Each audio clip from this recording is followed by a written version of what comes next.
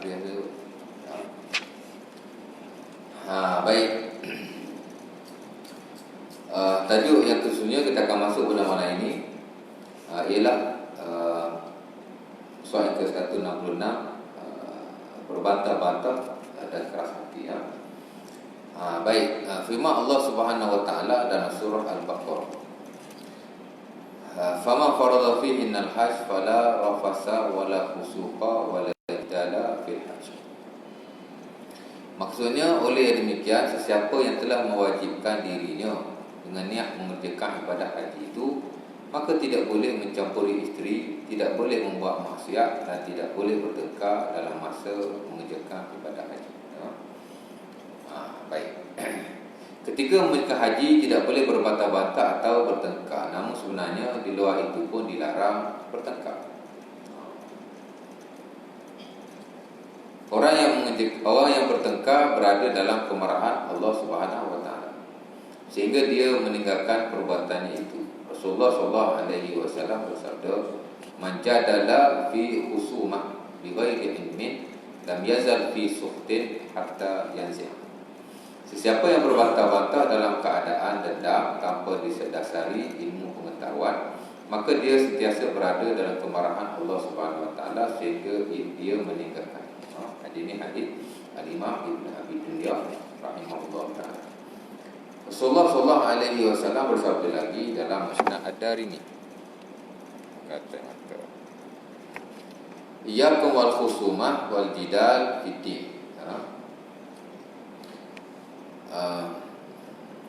Hindarilah permusuhan dan perdebatan dalam perkara agama. Nabi bersabda lagi dalam hadis Ibnu Majah daripada Abi Hurairah, "La ta'allamul ilma litumaru bihi as-sufaha." Janganlah kamu mempelajari ilmu untuk berdebat dengan orang-orang yang bodoh. Bahkan dalam masalah ilmiah pun tidak boleh berdebat dengan maksud untuk mencari kemenangan dan menjatuhkan orang lain. Kalau kita lihat keadaan ulama-ulama mujtahid dahulu seperti Al-Imam Malik rahimahullah taala, Al-Imam Syafi'i dan ulama-ulama mujtahid yang lain, hasil ijtihad mereka banyak yang berlainan, tetapi mereka tidak bergaduh dan tidak menjatuhkan orang lain. Bahkan Imam Syafi'i pernah berkata, "Inilah mazhabku. Kalau kamu nanti menemukan hadis yang sahih, lebih sahih daripada ini, maka itulah mazhab." Bisa sahih hadis bahawa mazhab. Namun malangnya pengikut-pengikut mereka sekarang ini yang saling berdebat dan saling menyalahkan pihak berlainan mazhab agama. Habis.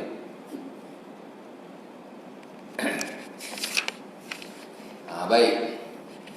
Tajuk ini itulah berbantah-bantah dan ke hati. Maksudnya pengarang mengingatkan kepada kita bahawa Allah Subhanahu wa taala melarang kita supaya berbantah-bantah, ataupun dalam perkataan lain gaduhlah, bertengkar. Hatta Nabi sallallahu alaihi wasallam telah mengajar kepada kita supaya berbincang dalam banyak hal.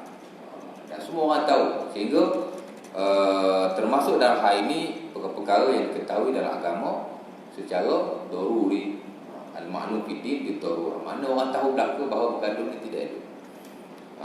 Kerana benda ni bukan hanya Islam ataupun bukan orang Islam saja yang tahu, orang bukan Islam pun tahu. Apa suka bergaduh tak suka orang Muslim kan? Pasal Islam ni dia ajar dua. Satu, dia panggil hubungan kita dengan Allah. Hal ni memang tak boleh diketahui melainkan dengan jalan wahyu. Nak semayang, boleh kita semayang tanpa kita belajar?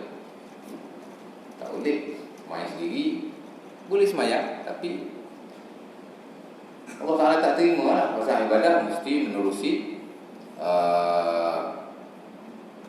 kata apa? Contohlah Rasulullah SAW. Contoh Nabi lah, kau bukan ibadah pun, tapi semayang mesti. Pasal asas-asas ibadah itu adalah haram. Al-aslu fil ibadah at-tahrim. Walaupun niat bagus macam mana buat ibadah mesti. Adapun yang kedua, Islam juga mengajar kepada kita hubungan kita sesama manusia. Kalau ibadah tadi ada benda yang kita boleh fikir, boleh. Dipanggil al-ma'qulat, benda yang kita boleh rasionalkan, boleh. akidah baik, ibadah baik. Walaupun kita kata sumbernya wahyu, tapi ada sebahagian perkara kita boleh merasionalkan, tapi sebahagian tidak boleh. Dalam semayang umpamanya, pasal apa sujud 2 kali, rokok sekali? Kita tak boleh rasional. Pasal ibadat dia tauqif. Macam tu kita terima, macam tu lah. Tapi ada sebahagian benda Nabi sebut, tahulah alasannya tu. Ada sebahagian tu kita tidak tahu alasan. Pasal ibadat tak boleh rasional lah. Ada sebahagian boleh lah, ada sebahagian tidak boleh. Sama juga dalam bab akidah. Kita belajar bab sifat Allah Subhanahu Wa Taala umpamanya, ada sebahagian kita boleh rationalize kan, boleh rasional lah, boleh fikir. Allah Taala Maha berilmu, boleh kita contoh-contohkan, boleh kita urai lebih lah daripada apa yang kita tahu sebenarnya. Selagi-mana dia tidak melanggar syarak. Tapi ada sebahagian sifat Allah kita tak boleh menguraikan dan tak boleh rationalize kan, tak boleh nak fikir lah kan. Sama juga dalam hak ibadat. Tapi dalam perkara yang kedua itulah dia panggil hubungan kita sesama manusia. Saya boleh kata mostly lah, majority benda yang kita boleh rasional, kita boleh fikir. Pasal kita sama manusia ni walaupun kita perlu kepada wahyu, tapi sebahagian perkara tu orang kata apa, memang manusia nak benda tu, dia tahu dan dia faham. Bergaduh ni memang tak bagus. Orang bukan Islam dia tahu kan, padahal dia bukan belajar agama pasal kemanusiaan. Hubungan kita sesama manusia. Sebab itu bila Nabi SAW dan Islam datang, tidak semua perkara yang berlaku sebelum daripada Nabi SAW jadi Nabi dibuang atau diubah oleh agama. Ada sebahagian agama terima, ada sebahagian dia ejaz. Haiwan muamalah umpamanya, orang Arab dia jual beli, Islam mari dia intirah jual beli. Pasal manusia sering berhajat kepada satu sama lain, tak ada masalah. Tapi hak mana tak bagus dia ejaz lah. Ada yang dilarang secara total, riba. Kita dah bincang dalam tajuk sebelum kan. Haram terus kan, walaupun melalui beberapa proses, tapi haram lah kan. Menipu umpamanya, al-khidah, ada juga tajuk sebelum ini. Bila kita berinteraksi sama manusia, kita dilarang menipu, tak boleh. Jadi hak mana hak tak bagus, Islam ejah lah. Tapi hak okey dia terima. Sebelum Islam datang, manusia sering berpakat dalam urusan keduniaan. Dia nak berniaga, dia buka syarikat sama-sama dia lah. Dan bila Islam datang, Islam iktiraf, boleh kan. Hatta kalau kita nak buka kesepakatan dengan non-Muslim, nak berniaga, buka syarikat dengan orang bukan Islam, saya kira majoriti haruslah. Cuma segelintir lah yang melarang, termasuk yang standard mazhab Syafi'i lah. Segelintir mengharamkan, segelintir memakruhkan. Itulah yang paling standard. Tak bagi kita di sini orang Yahudi dan Kristian nak buka syarikat tak boleh lah. Tapi saya kira majoriti mengharuskan. Jadi ada benda boleh. Sama juga dalam haiwan perkahwinan. Orang Arab kahwin dulu dengan berbagai cara. Ada dia kahwin dengan cara wali. Bapak dia cari calon, dia kahwinkan dengan anak. Dan bila Islam datang, Islam iktiraf perkara berkenaan. Dia benar lah. Betul tak? Dia panggil nikah dengan wali. Sebab itu kalau seorang tu nak kahwin, dia mesti melalui wali. Perempuan lah, lelaki tak payah. Lelaki wali juga pernah. Perempuan saja lah. Betul tak? Kena ada wali. Dan nikah illa biwali. Tak boleh kahwin melainkan dengan wali. Wa syahidai mursyid. Hadis Aisyah dalam Sunnah Abi Dawud, dalam riwayat lain ada tambahan wa syahidai mursyid, dan dua orang saksi yang mursyid yang sihat. Nak cerita benda tu bukan Islam datang dia baru buat dah, dulu lagi. Sebelum Islam datang orang dah kahwin, dia kahwin dengan cara wali. Jadi Islam menerimanya, teruskan. Cuma adalah penambahbaikan sikit sebanyak. Menurut syariat itu adalah sikit sebanyak. Rukun-rukun syarat apa begini. Tapi asalnya kahwin cara wali itu memang datang sebelum Islam diterima lah. Tapi perkahwinan yang lain dilarang. Perempuan kahwin tak ada wali. Ada zaman sebelum Nabi, zaman jahiliah. Perempuan kalau nak kahwin dia cari sendiri. tanpa melalui walinya. Dia tidak boleh. Tak? Melainkan yang standard dalam mazhab Hanafi saja. Perempuan boleh kahwin, dia panggil tanpa keizinan wali yang boleh. Tapi majoriti melarang, termasuk yang standard dalam mazhab Syafi'i, mesti melalui wali. Kalau wali tak bagi, pergilah negeri lain yang jauh sikit, cari wali hakim, cari wakil yang boleh menikah. Tapi mesti wali lah. Sama juga perempuan kahwin dengan beberapa cara yang lain. Jadi dia ubah. Jadi nak cerita sedemikian. Bertengkar ni memang diketahui dalam mana-mana agama lah saya nak bahas. Dan saya kira tak pastilah selama saya belajar dia panggil agama-agama lain ni, saya tak tahulah pun ada agama yang menggalakkan pertengkaran. Saya tak tahulah. Dan saya rasa tidak ada pun sana. Jadi tidak boleh bertengkar. Walaupun ayat ni dalam konteks haji. Yang dulu kita dah bincang dalam haji, ada perkara yang harus di luar daripada haji, dalam haji dilarang. Kan? Pertama sebelum kita tahallul, awal tu tak boleh buat. Ada beberapa perkara yang disebut sebagai al-muharramah fil haji. Perkara-perkara yang dilarang ketika haji. Antaranya tak boleh bergaduh lah. Kalau bergaduh kena tak. Tak. Pasal apa? Jadi ada benda yang dilarang di luar harus, tapi masa tu tak boleh. Tapi ada benda dilarang memang setiap masa. Dan Nabi SAW jamin orang yang tak buat larangan-larangan itu dia dapat haji yang mabrur. Man hajja falam yarfus walam yafsuq raja'a ka yaumin waladatu. Kita belajar babul hajj, the book of pilgrim, kita akan jumpa lah ada hadis fadilah haji. Antaranya hadis ini itulah hadis Muslim pada Abi Hurairah, di mana Nabi kata siapa yang haji lam yafsuq, dia tidak melakukan perkara yang membawa kepada kefasikan, mana tak buat dosa besar.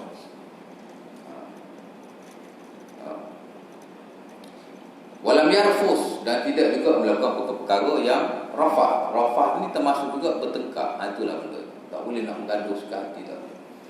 Dan bukan hanya ketika haji lah, di luar haji tak boleh, tapi semasa haji lebih-lebih lagi dilarang. Dan bila Nabi kata dia meninggalkan kedua-duanya di samping larangan yang lain. Pasal larangan-larangan haji ada 10, tidak kurang. Salah satunya itulah, tak boleh bergaduh. Nabi kata bila dia meninggalkan semua larangan, walaupun dua hadis ni sebut dua sajalah. Dua ni Nabi kata dia tinggal raja'a ka yaumin waladatu ummuhu. Bila dia balik seumpama bayi yang baru dilahirkan oleh ibunya. Sebab itu sebelum kita nak ke sana, di sini sudah kena latih diri lah. Ada orang dia latih pergi sana apa itu gini, benda-benda yang ni lah kan. Tapi dari sudut akhlak kita pun nak kena betul kan. Pasal kita ni kita tamu Allah. Al-Hujjaj liyufullah.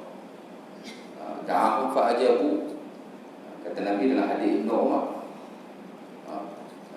dalam sunnah mana saya tanya, Nabi kata orang yang haji ni wafdullah, duyufullah, dia tetamu Allah. Bila Allah Ta'ala panggil dia, berarti kita dianggap sebagai tetamu Allah Subhanahu Wa Ta'ala. Maka tidak boleh. Ketika haji ada di luar haji, sementara dalam kehidupan kita, kita tak boleh. Sementara kalau kita ni nak cari gaduh. Sebab itu dalam ilmu Qurannya dia ada babus sabar, bab sabar lah, yang mengelakkan kita daripada bergaduh atau berbantah-bantah, terutama dalam perkara yang ada kita ni.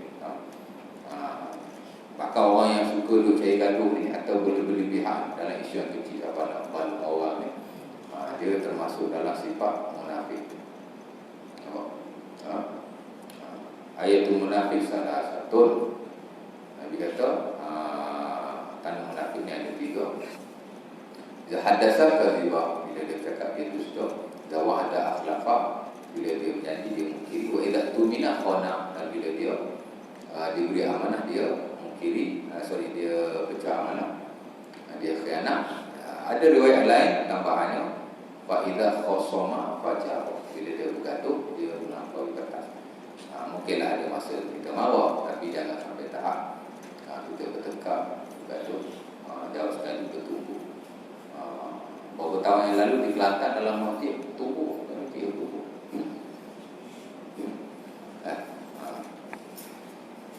Baik, jadi kita kena cubalah ya untuk kita tinggalkan.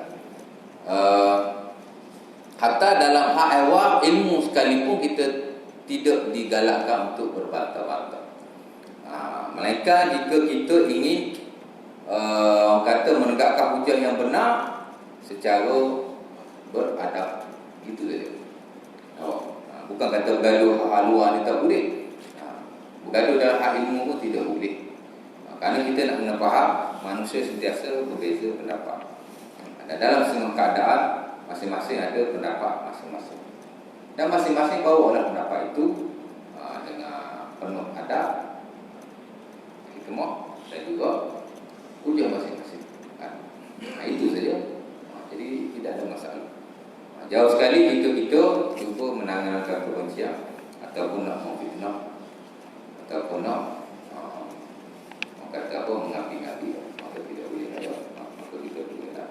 Dan pengarang bagi contoh, katanya ulama terdahulu banyak bersisir pendapat, tapi mereka amat menghormati antara satu dengan yang lain dalam hal yang boleh diperselisihkan. Kerana kita pernah dah faham dalam agama ni ada benda yang dibenarkan untuk kita berbeza pendapat, tapi ada masalah perkara yang tidak dibenarkan. Yang dibenarkan kita panggil khilaf tanawwu', ataupun dalam peristilahan para usuliyun, ahli-ahli usul, termasuk para fuqaha, ahli kepada panggil khilaf sahih, khilaf yang harus. Kerana ia berlaku secara tradisi sejak daripada dahulu. Kadang-kadang dalam hal yang melibatkan Quran sendiri. Sebab tidak semua Quran ditafsirkan oleh Nabi SAW. Bahkan daripadanya ditafsirkan oleh para sahabat, dan mereka ada tafsiran bermacam-macam, walaupun hanya dalam satu kali. Bila tuan buka surah Amma Yatasa'alun tafsir, belum mula sekali. Surah yang pertama dalam juzuk yang ke-10, Amma Yatasa'alun anin naba'il 'azim. Mereka bertanya tentang satu perkara. Itulah an-naba'il 'azim, berita yang besar. Bila kita tengok tidak ada hadis Nabi SAW yang mentafsir apa makna an-naba'il 'azim, berita yang besar. Manusia tertanya-tanya, kata Allah, berita yang besar, anin naba'il 'azim, the great news, berita besar. Benda cek-cek hadis Nabi tak ada. Habis itu ya ada tafsiran para sahabat Nabi dan tabi'in saja. Dan mereka mempunyai pendapat yang berbeza-beza dan tidak sama sekali. Walaupun antara anak murid dengan guru tak sama. Bila orang tanya Ibn Abbas, apa an-naba'ul 'azim? Ma huwa an-naba'ul 'azim? What is the greatest news? Apa ni? Dia kata Al-Quran. Allah Ta'ala nak cerita pasal Quran ni. Mereka tertanya-tanya tentang Quran. Kerana Quran ni dia benda besar, an-naba' al-'azim. Tapi bila melihat kepada tafsiran ulama yang lain, termasuk anak murid beliau sendiri yang disebut sebagai Mujahid, berbeza. Orang tanya Mujahid, an-naba'ul 'azim ni apa? Dia kata al-qiyamah, hari kiamat. Dan pentafsiran itu yang banyak digunakan pakai dalam tafsir-tafsir ringkas, termasuk juga yang diterjemahkan ke dalam bahasa Melayu. Boleh kita tengok. Mereka tanya tentang berita yang besar, ibarat dan bracket hari kiamat. Jadi nak cerita benda yang paling simple je, bukan benda ni pun. Jadi tak sama. Nabi SAW bila naik Isra' dan Mi'raj, peringkat awal ada spesifikasi, mana ada penceritaan daripada awal Nabi tolak macam mana Jibril turun melalui bubur Rasulullah, dia buka satu bubur. Jibril itu boleh tembus tu boleh ikut kan, tapi dia buka bubur ni masuk pasal bubur. Nabi ceritalah satu-satu naik langit, satu naik langit, dua. Sampai Sidratul Muntaha, Nabi tak cerita. Tak tahu macam mana. Tak tahu, Nabi cerita saja. Nabi terima semayang, that's it. Nabi menghadap Allah tu macam mana? Nabi lihat Allah bertiga, tak tahu. Tak ada hadis, tak ada ayat Quran apa gitu. Itu tak dibahaslah. Melainkan satu isu saja dibahas oleh para ulama. Hal ra'a Rasulullah Rabbahu, adakah Allah Ta'ala dilihat oleh Nabi? Itu je. Nabi ni tengok Allah ke tak tengok? Itu dibahaskan. Dan setiap orang ada pendapat masing-masing. Orang tanya, Aisyah radhiyallahu taala anha, dan ini ada di surah Sahih Muslim. Ulama kita mensyarahkan Sahih Muslim ada uraian itu pada Imam. Tanya Aisyah, dia Nabi lihat Allah. Dia kata tak, Nabi tak lihat. Pasal dalam ayat Quran Allah Taala sebut saja. Setiap Nabi itu dia tidak menerima wahyu melainkan dengan melalui Jibril ataupun miwara'i hijab. Mana kata Nabi tak tengok data Allah. Sementara Nabi SAW sebut dalam Sahih Muslim, innahu la yara ahadukum rabbahu hatta yamut. Nabi kata seseorang itu dia tidak akan melihat Tuhan melainkan setelah dia mati. Nabi hidup ya. Jadi ada teori yang tak berbagai. Dan banyak lagi lah sokongan-sokongan yang lain. Ada riwayat Nabi selain daripada Rasulullah lihat Allah ada. Tidak ada. Adalah cakap dengan Allah, Allah angkat naik ke langit. Adalah, tapi nas yang very spesifik yang kata Nabi ini lihat Allah Subhanahu Wa Taala. Tak ada. Jadi dia kata tak lihat. Tapi bila orang tanya Ibnu Abbas pergi tanya, juga dalam Sahih Muslim, Nabi tengok Allah, Allah tengok Nabi. Ya Allah tengok Nabi. Nabi tengok Allah. Dia kata lah. Dia kata na'am. Ra'a Rasulullah Rabbahu, ya Nabi lihat Allah. Apa tu pula? Panjang tu dia ni. Oh, tanya Ibnu Mas'ud, dia jawab lain pula. Na'am, ra'a biqalbi. Ya, tapi dilihat dengan hati. Jadi ada yang kata lihat, ada yang kata tidak lihat, ada yang kata lihat dengan hati. Jadi ada tiga persepsi yang tidak sama. Yang menunjukkan ada perbezaan pendapat. Itu disebut sebagai khilaf tanawwu. Dan kita tidak wajib beriman. Wajib beriman Nabi lihat Allah, ataupun wajib beriman Nabi tidak lihat Allah. Tak wajib. Tak wajib beriman. Pasal dia tidak termasuk dalam perkara yang mesti diimani. Yang mesti kita beriman Nabi naik ke langit, ambil semayang 5 waktu. Dia lihat Allah atau tidak, itu kita tidak tahu. Dan dia termasuk dalam kurung agama, dia bukan usul agama. Dan situ ada perbezaan. Itu isu-isu besar ke suci. Sementara kalau dalam hak kurung fiqh ataupun fiqh yang bab ibadah ni, sikit sebanyak khilaf dalam hak kurung itu perkara biasa. Dan kita tak boleh elak pun. Manusia mesti ada perbezaan. Habis itu, cara dia masing-masing bawa ujian masing-masing. Beramal dengan ilmu dan kepahaman masing-masing dan menghormati masing-masing. Dalam hal yang dibenarkan, yang sebut sebagai khilaf sahih. Satu lagi dia main khilaf tawar, khilaf yang tidak dibenarkan. Yang tidak pernah ada dalam agama tiba-tiba muncul dan dianggap sebagai khilaf. Terutama yang diwujudkan oleh golongan-golongan baru yang menimbulkan syubhat-syubhat tertentu. Yang dia yang kata khilaf, kita tak kata khilaf. Dia kata perempuan tak wajib tutup aurat satu. Dia kata ini khilaf, itu memang khilaf tak. Banyak benda-benda yang menjadi polemik ni dia lebih kepada tanah umum sebenarnya, lebih kepada khilaf yang digunakan. Subuh gunung tabung itu khilaf. Ada pun yang lain tidak ada masalah sama sekali. Hatta kalau kita lihat Imam Syafi'i rahimahullah taala, dia totally berbeza dengan gurunya Imam Malik tak kala dia berpindah di Mesir. Guru dia sendiri. Tapi tidak bermakna dia menyalahi gurunya. Hatta memang banyak kita lihat dalam tradisi ilmu memang macam tu. Al-Imam Abu Saw rahimahullah ta'ala. Saw ni makna lembu. Anawi Imam Syafi'i seorang yang hebat lah. Dia periwayat Imam Syafi'i semasa beliau berada di Baghdad. Nama dia Abu Saw. Orang yang belajar fiqh peringkat tinggi memang dikenali lah beliau. Dan saya semasa master menulis tesis spesifik berkenaan beliau. Percakapan beliau dengan gurunya Imam Syafi'i rahimahullah taala dalam 11 perkara besar dalam kitab taharah. Besar-besar apa kan? Padahal dia ada murid besar Imam Syafi'i rahimahullah ta'ala. Karena tak ada syarat kita ikut guru itu dalam segala hal. Dan kita tidak diajar supaya taklid tu guru pun. Sebenarnya. Jadi kita berbeza dengan beliau. Tapi tidak bermakna kita tidak menghormati beliau. Dan antara sikap yang saya suka hari ini tuan-tuan di universiti tak macam dulu. Dulu pensyarah kalau murid banyak soal dia macam tak suka. Tapi hari ini kalau murid tak soal dia tak suka. Dan kalau murid itu dapat berbantah dengan dia, dia lagi happy. Sebenarnya. Tahu? Kalau dia tanya ada soalan, tak ada soalan. Dia malu. Dia tak study je dia. Tapi bila kata doktor, saya tak setuju doktor cakap tadi. Awak tak setuju. Dia jadi kata apa? Respon dia tu bagus. Hari ni alhamdulillah.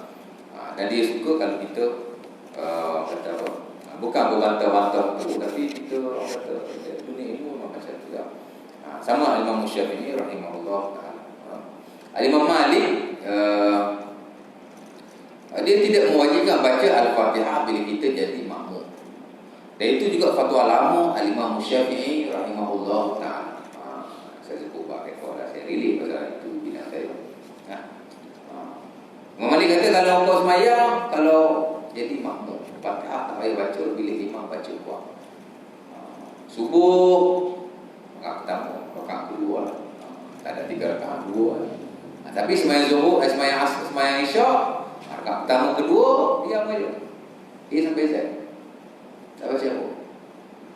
Begitu juga dengan semayang maghrib, rakaat pertama dan kedua. Adapun rakaat ketiga, keempat, kedua solat itu mesti kita baca. Zuhur asar wajib lah, pasal tak dengan imam baca. Dia adalah hujah-hujah yang tersendiri, hujah ayat Quran, hujah hadis Nabi, perbuatan para sahabat, macam-macam. Itu juga pendapat Imam Syafi'i semasa beliau berada di Mesir. Di Baghdad. Kerana semasa beliau berada di sana, dia memang pro lah kepada fatwa gurunya, Imam Malik rahimahullah. Tapi bila dia pergi ke Mesir, dia kata tak boleh. Mesti baca dalam mana-mana soalan. Tak baca, tak sah sembahyang.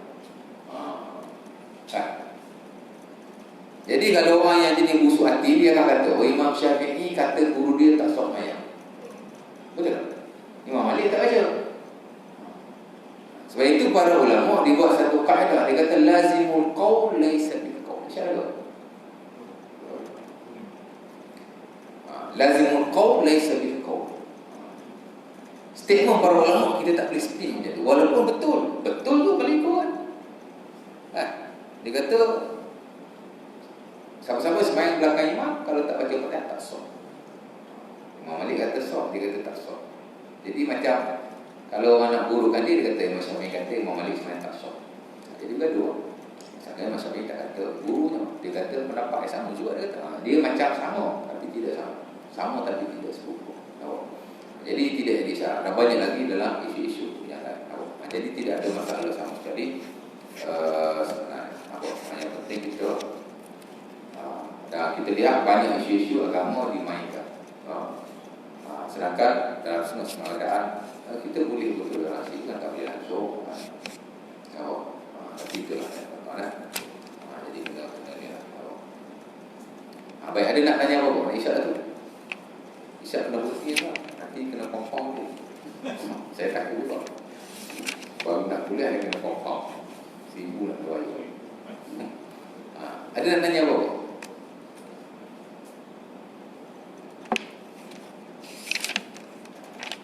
Ada soalan?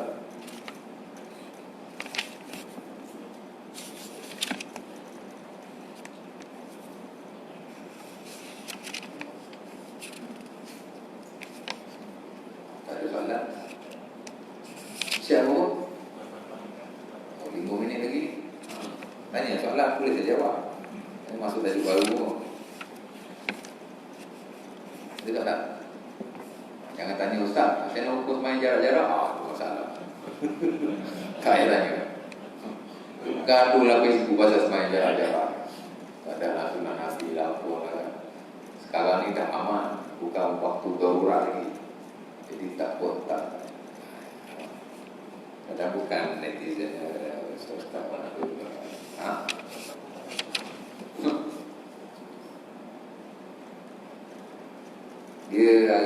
kadang-kadang kita kena banyak berhati-hati dalam isu yang kita tak ni lah kan. Terutama benda-benda yang ni lah kan.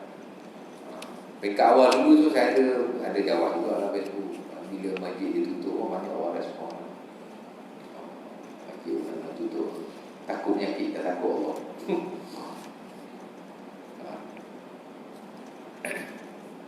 Tak ada salah. Upaya, tanya upaya. Aku tak tanya. Tak ada salah.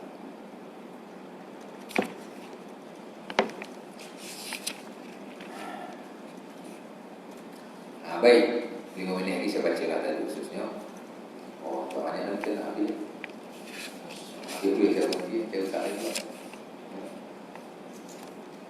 Baik, mendedahkan rahsia tempat tidur. So, Rasulullah bersabda, inna min a'zamil amanah inda Allah yaumal qiyamah ar-rajul yufdi ila amra'atihi wa tufdi ilaihi thumma yashuk sirrah. Nabi bersabda, hadis ini hadis Muslim, saya tak ingat daripada siapa. Sesungguhnya antara amanah yang paling besar di sisi Allah pada hari kiamat adalah hubungan yang terjadi antara suami isteri, di mana kemudian suami mendedahkan rahsia isteri. Mereka bukan suami saja, dia tertakluk juga kepada isteri. Dari Asma' bin Yazid katanya pada suatu hari dia berada dalam satu majlis yang dihadiri oleh Rasulullah, yang mana kaum lelaki dan wanita duduk mengelilingi baginda. Sahabat duduk dengan Nabi. Kemudian Nabi berkata, barangkali ada seorang lelaki yang menceritakan apa yang dia lakukan bersama isterinya. Saya tak hafal kan, dia panjang sikit. Mungkin juga ada perempuan yang menceritakan apa yang dia lakukan bersama suaminya. Mendengar ikat itu, hadis Asma bintu Abi Bakar, anak Abi Bakar meriwayat, demi Allah ya Rasulullah, kaum lelaki ada yang berbuat seperti itu dan kaum wanita juga ada yang melakukan. Kemudian Nabi bersabda, la taf'alu inna zalika minasyaitan la qiya syaitanah fi tariqin fawasyiha wan nasu yanzurun. Nabi kata jangan kamu buat. Kerana yang demikian itu sama halnya dengan syaitan yang menjumpai syaitan betina di tengah jalan, lalu dia menyetubuhinya sedangkan orang ramai menyaksikan. Tidak boleh menceritakan apa yang kita lakukan dengan pasangan kita di tempat itu. Kalau kita menceritakannya kepada orang lain, berarti seolah-olah kita merakam peristiwa itu dalam VCD dan kemudian menayangkannya di depan orang ramai. Atau perbuatan kita itu sama syaitan yang menjumpai syaitan betina di tengah jalan kemudian menggaulinya di depan orang. Tajuk ni nak cerita bahawa tak boleh cerita rahsia tempat tidur kepada orang lain, walaupun siapa saja. Jadi suami isteri dia tak boleh cerita benda dalam kamar tidurnya kepada orang lain, melainkan adalah hal-hal yang daruri lah, perlu untuk dia menceritakan, terutama kepada orang-orang tertentu, mafia, qadi, macam mana kan? Isteri tidak digauli oleh suami, tiba-tiba dia pergi report kat qadi. Mungkin ada soalan yang qadi tanya, itu tidak ada masalah. Tapi dalam hal-hal biasa, nak sembang biasa, maka tidak boleh. Kerana kita disuruh menjaga rahsia sesama kita. Apatah lagi benda-benda lain pun tak boleh sebenarnya. Menceritakan keburukan isteri pada orang lain tak boleh. Itu pun kadang kita buat juga, termasuk saya, Allah Ta'ala. Begitu juga isteri menceritakan keburukan suami kepada orang lain walaupun membawa sendiri, itu adalah perkara yang dilarang. Sementara kalau kita benda yang melibatkan perkara ini, maka dilarang sama sekali. Dan ini kita belajar dalam fiqhul muamalah. Dan juga sebenarnya sebagian fuqaha memasukkan sikap isteri yang suka memburuk-burukkan suami dalam bab nusyuz. Dia masuk dalam nusyuz. Jadi tidak boleh. Tidak semua perkara dilakukan oleh wanita jika suami itu tak setuju jadi nusyuz. Tapi ada sebahagian, walaupun tidak banyak, dia dianggap sebagai nusyuz, antaranya yang ini. Mana tidak boleh. Dan bila masuk nusyuz, dia dosa soal. Jadi kita kena perhatikan. Walaupun kita tak sebut secara betul-betul spesifik, tapi kalau kita cerita. Dan saya tak nafi zaman saya bujang-bujang dulu pun, kita pun terlibat. Bila member kita kahwin, esok dia pergi kerja, dia nyembang kawan dia. Malam tadi dia memang berlaku. Tapi mudah-mudahan kita yang tahu kita tidak menceritakan insya-Allah ya. Jadi saya rasa dah boleh berhenti. Mudah-mudahan ditanda lagi satu mudah-mudahan kita dapat bahas di Sepanyol pada malam ini. Saya lama tidak berjumpa. Dan next nanti kita masuk tadi yang baru. Itulah mubah itu dah menyambung rambut. Kadang-kadang aja sebelum ni. Ada tajuk-tajuk yang diri sebenarnya dah ada tajuk sebenarnya ini mengubah ciptaan Allah SWT. Ini salah satu daripadanya. Itulah mubah itu dah menyambung rambut. Ini terkandung kepada merubah kejadian Allah SWT, di mana kita tidak boleh. Kadang-kadang bukan merubah sifat fizikal yang sudah tetap itu. Kadang-kadang buah-buah pun tidak boleh kan? Pakai lawan lelaki nak pakai baju wanita. Tak boleh antara lagi kalau kita nak buat sekali semua. Jadi tidak boleh. Next nanti kita akan sama. Berkali-kali saya berdoa, saya akan berdoa.